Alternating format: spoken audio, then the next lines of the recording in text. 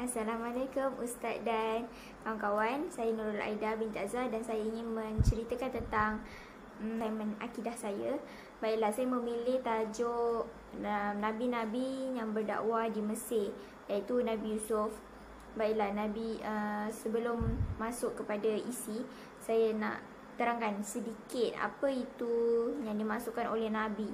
Nabi menurut Kamus Dewan edisi keempat membawa maksud Nabi seseorang yang dipilih oleh Allah yang mana akan dikurniakan wahyu kepadanya, dan wahyu tersebut tidak wajib untuk disebarkan kepada sesiapa. Baiklah, seterusnya saya akan menerangkan tentang salah silah Nabi Yusuf. Nabi Yusuf merupakan anak yang ketujuh daripada Yaqub bin Ishaq dan isterinya Rahil binti Laban.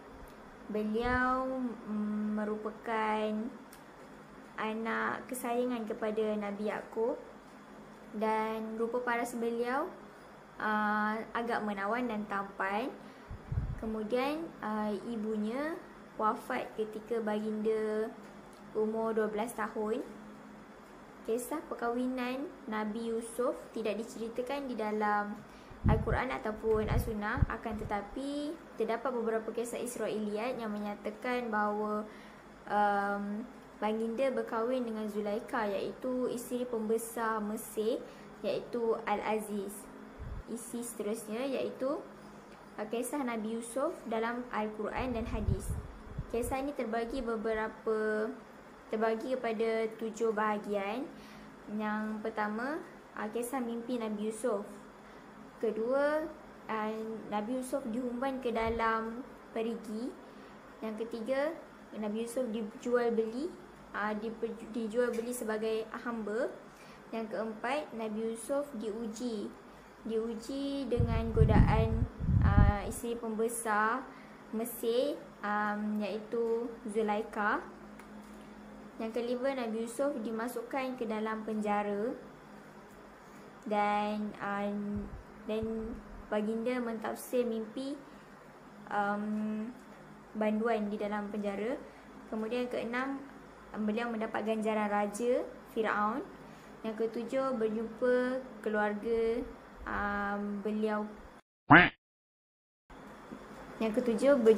keluarga Nabi Yusuf kembali.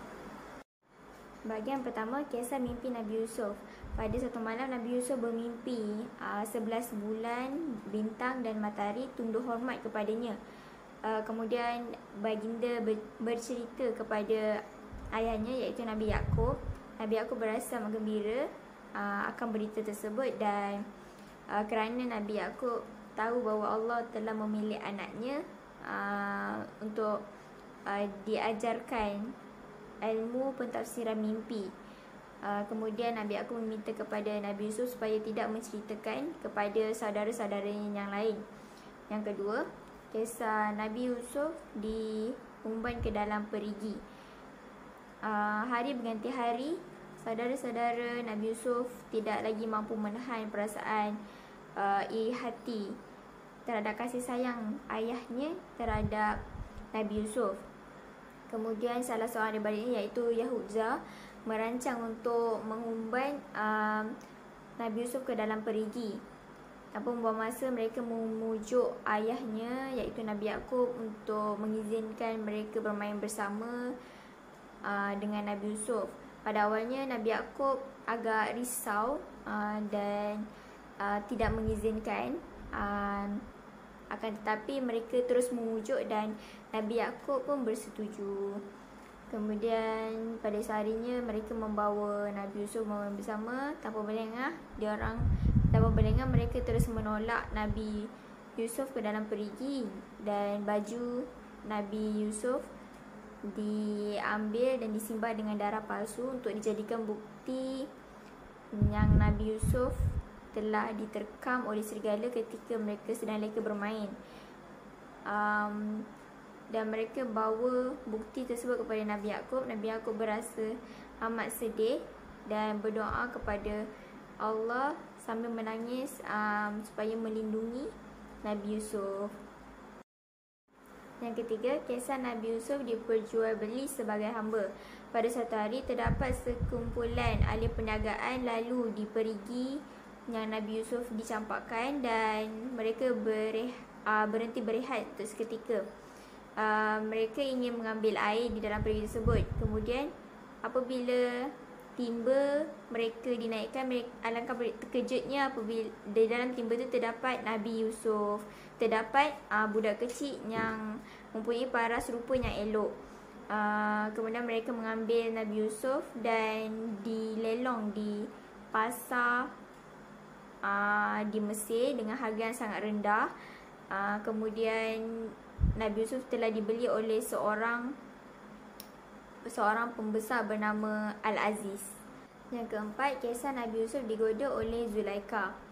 Hari berganti hari, Nabi Yusuf semakin membesar dan wajah Nabi Yusuf semakin tampan sehinggakan Zulaikha tergila-gilakan Nabi Yusuf.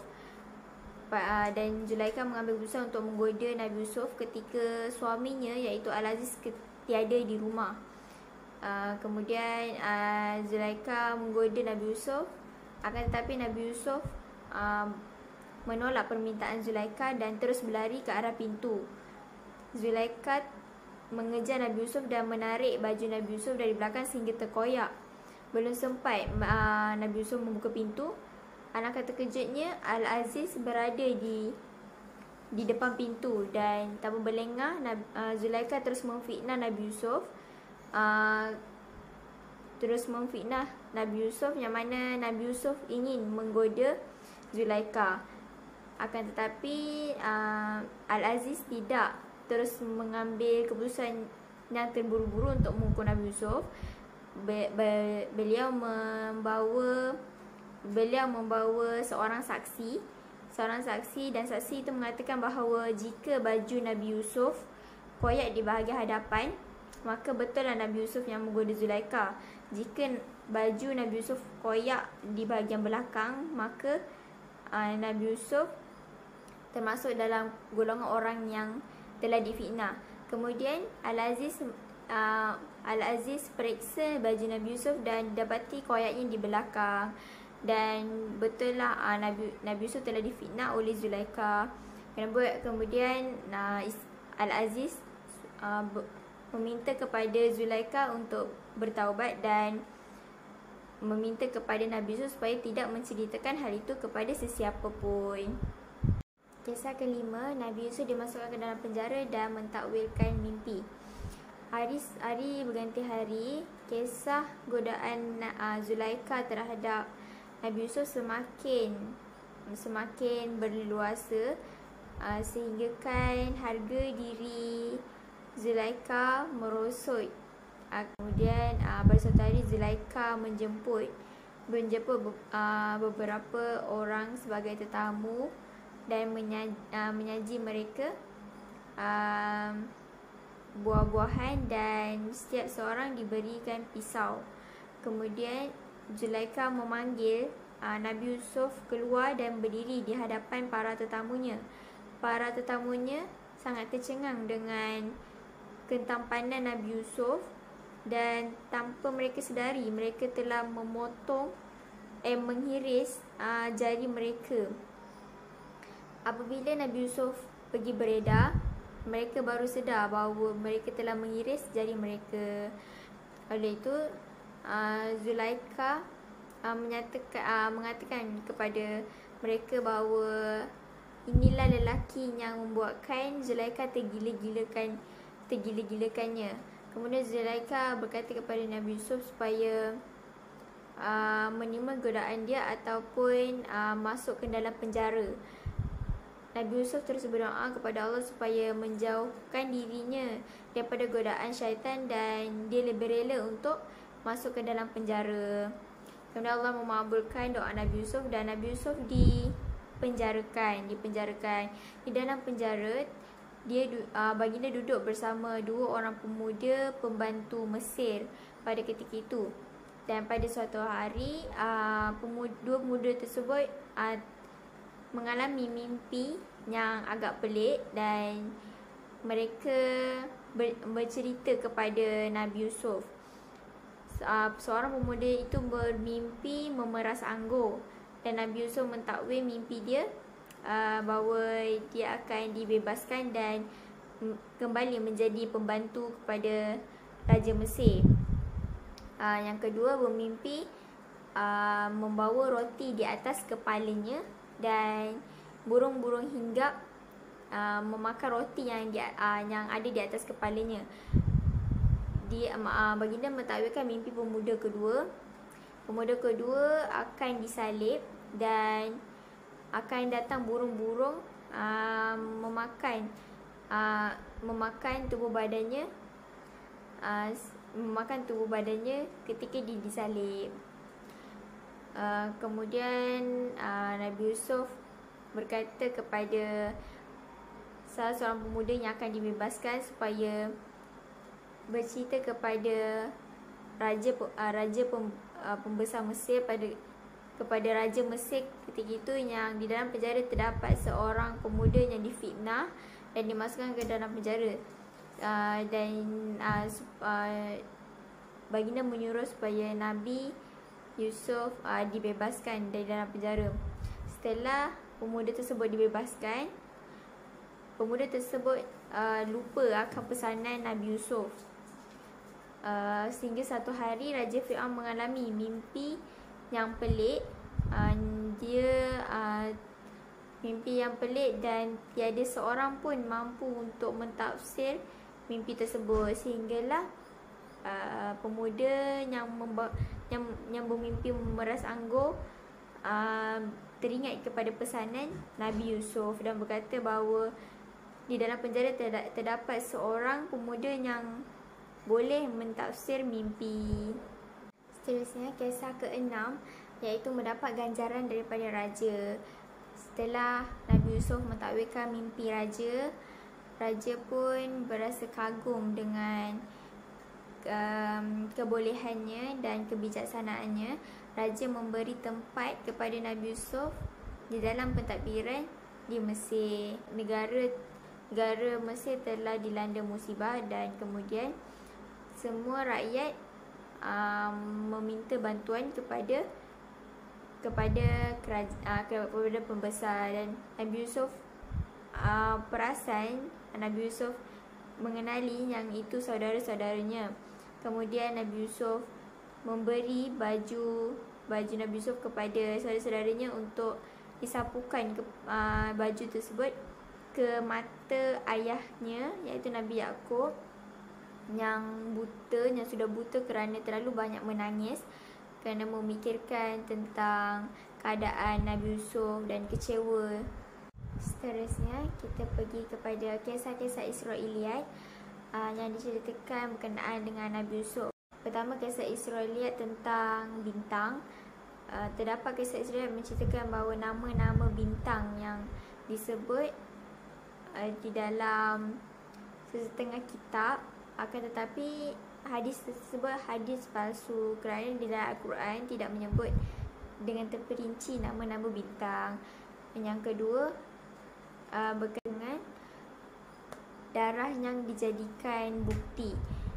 Darah, terdapat beberapa kisah Israiliyat yang menyatakan darah yang digunakan untuk dijadikan bukti itu adalah darah seekor kambing atau darah seekor rusa. Tentang sifat Nabi Yusuf.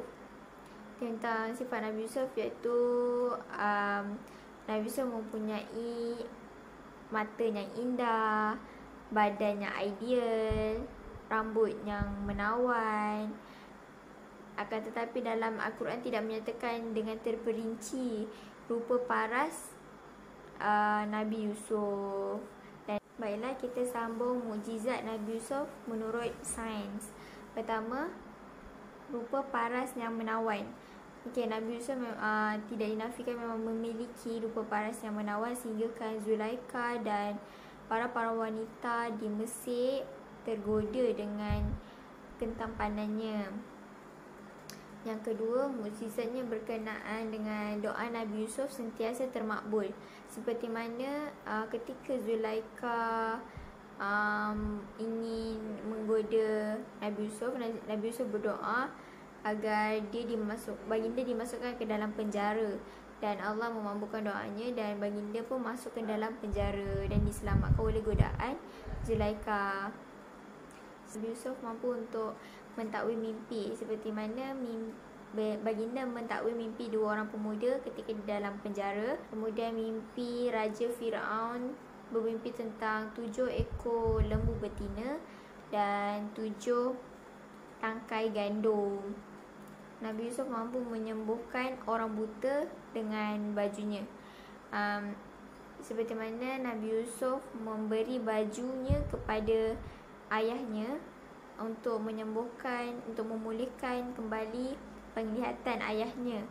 Hal ini juga boleh dikaitkan dengan penyembuhan cara aromaterapi. Seterusnya, pandangan agama lain terhadap Nabi Yusuf. Saya ambil pandangan agama Kristian. Jadi sewaktu Nabi Yusuf kecil, di dalam kitab mereka, Nabi Yusuf mendapat gelaran Joseph Semua Molek. Kemudian dan menceritakan pada baginda umur 17 tahun, baginda merupakan seorang pengembala kambing. Kemudian bermula kisah ini apabila baginda bermimpi 11 bintang, bulan dan matahari. Dan baginda menceritakan kepada Nabi Yaqub dan menceritakan kepada saudara-saudaranya juga. Dan Nabi Yaqub tidak menerima mimpi Nabi Yusuf, dan Nabi Yaqub berasa iri hati terhadap Nabi Yusuf. Akan tetapi Nabi Yaqub tidak meluahkan rasa iri hati tersebut. Saudaranya meluahkan rasa iri hati tersebut. Seterusnya, pada suatu hari Nabi Yaqub menyuruh Nabi Yusuf mengikut saudara-saudaranya yang lain pergi mengembala kambing di Sikhem. Saudara-saudaranya yang lain mengambil kesempatan untuk mengubah Nabi Yusuf ke dalam perigi. Dan baju Nabi Yusuf dijadikan sebagai bukti yang dan diletakkan darah palsu sebagai bukti Nabi Yusuf telah diterkam oleh serigala. Dan mereka pulang tunjuk kepada ayahnya. Kemudian mereka kembali ke perigi tersebut dan mengeluarkan Nabi Yusuf, dan mereka melelong Nabi Yusuf kepada orang yang datang dari Gilead dengan harga 20 shikal perak. Dan pedagang membeli Nabi Yusuf dan membawa Nabi Yusuf ke pasar di Mesir, kemudian melelong dengan harga yang murah. Kemudian kisah kehidupan Nabi Yusuf di Mesir berdasarkan pandangan orang Kristian. Hari berganti hari beliau semakin membesar dan ketampanannya makin menyerlah dan membuatkan Zulaikha terpegun dengan ketampanannya. Zulaikha pun mengambil langkah drastik dan menggoda Nabi Yusuf. Kemudian Nabi Yusuf melarikan diri lalu meninggalkan baju yang dipakainya di dalam bilik tersebut. Disebabkan oleh perasaan marah yang membuat, Zulaikha terus memfitnah Nabi Yusuf dan berkata kepada suaminya Nabi Yusuf ingin menggoda dirinya. Tanpa membuang masa, Al-Aziz terus mempenjarakan Nabi Yusuf, dan Nabi Yusuf duduk bersama dua orang pemuda di dalam penjara. Kemudian Nabi Yusuf mentakwilkan mimpi kedua orang tersebut,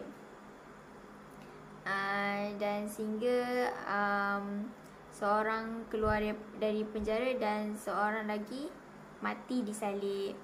Kemudian baginda meminta kepada orang yang dibebaskan supaya menceritakan kepada Firaun untuk membebaskan Nabi Yusuf. Akan tetapi dia lupa, dan pada suatu hari pemuda tersebut teringat akan Nabi Yusuf masih di dalam penjara.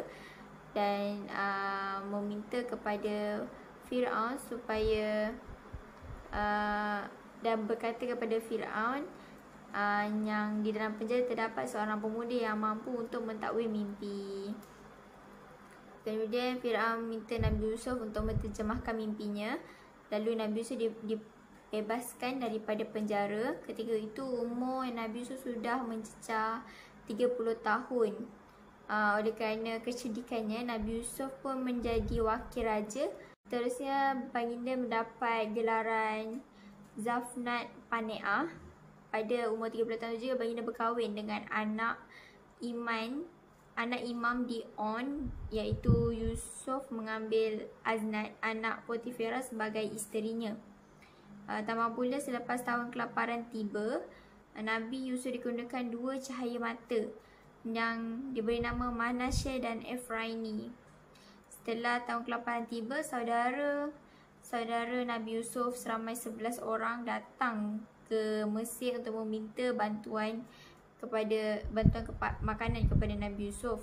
Akan masuk kepada gejala kaum Nabi Yusuf yang berlaku di zaman moden. Pada zaman sekarang kita dapat lihat kebanyakan semua orang taksub dengan kecantikan dan tanpa lupa untuk berasa bersyukur.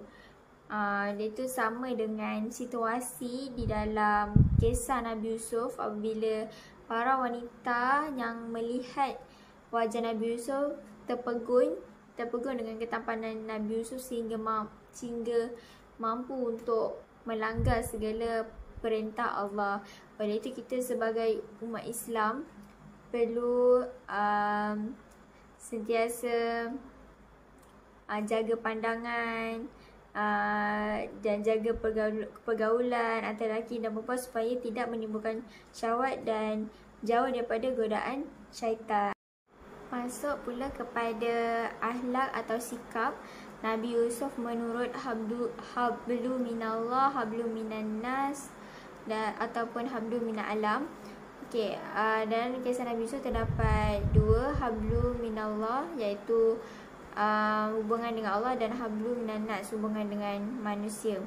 Seperti mana kita tahu, hablu minallah, Nabi Yusuf sentiasa berserah kepada Allah, sentiasa berdoa kepada Allah ketika baginda menerima musibah, ketika baginda menerima godaan Zulaikha, baginda sentiasa berdoa. Ketika baginda dihumban ke dalam perigi, baginda berdoa supaya dilindungi dan diselamatkan. Seterusnya sopan dan menyerlahkan kecerdikan baginda dalam berdakwah, dalam menarik orang-orang untuk memahami agama Islam. Yang terakhir adalah bukti penemuan artifak atau makam Nabi Yusuf mengikut pengkaji sejarah. Yang mana terdapat 3 pendapat berkenaan dengan makam Nabi Yusuf, iaitu pendapat pertama diambil daripada studi sejarawan dan arkeologi mengatakan bahawa makam Nabi Yusuf berada di Palestin utara di kota Nablus. Pendapat kedua mengatakan makam Nabi Yusuf terletak di tempat yang sama dengan makam Nabi Ibrahim. Makam tersebut berada di Masjid Ibrahimi di kota Hebron. Yang pendapat terakhir menyatakan makam Nabi Yusuf berada di Mesir. Seorang peneliti arkeologi menemui mamia di Mesir pada tahun 1989. Kemudian setelah itu bukti peninggalan piramid pasir. Assalamualaikum, saya Nur Aida nak menceritakan tentang serba sedikit ulasan artikel akidah saya yang mengambil tajuk konsep mimpi menurut perspektif Islam. Baiklah, pada bab pertama saya menceritakan tentang konsep mimpi dari segi bahasa dan istilah. dan konsep mimpi menurut Al-Quran dan Sunnah. Dan saya juga mengulas tentang mimpi yang kisah-kisah mimpi yang diceritakan dalam Al-Quran berkaitan dengan kisah-kisah mimpi Nabi. Kemudian hujah-hujah dan dalil-dalil yang dikemukakan.